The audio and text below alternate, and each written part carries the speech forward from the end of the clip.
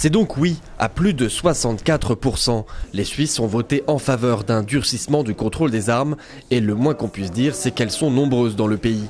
2,3 millions d'après un centre de recherche genevois, soit 3 armes pour 10 habitants. Un véritable arsenal dans un pays où le tir sportif est une vraie passion.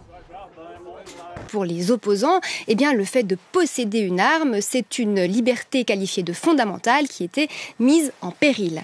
Ils ont martelé la dimension culturelle du tir sportif en Suisse. Ils ont convoqué la figure du bon citoyen armé, prêt à défendre ses proches et la nation. L'enjeu était aussi pour le gouvernement le maintien du pays au sein de Schengen. Selon lui, voter contre le texte, c'était prendre le risque de sortir de cet espace européen de libre circulation.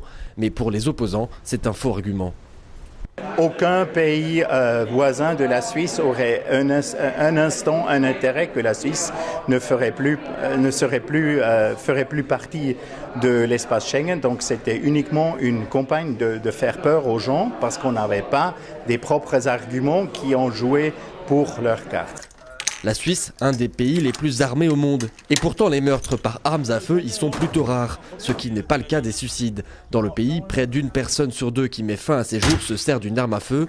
Le pays détient d'ailleurs le plus haut taux de suicide par arme à feu en Europe. Il faut savoir qu'après leur service militaire qui est obligatoire, les jeunes sont autorisés à conserver leurs armes chez eux.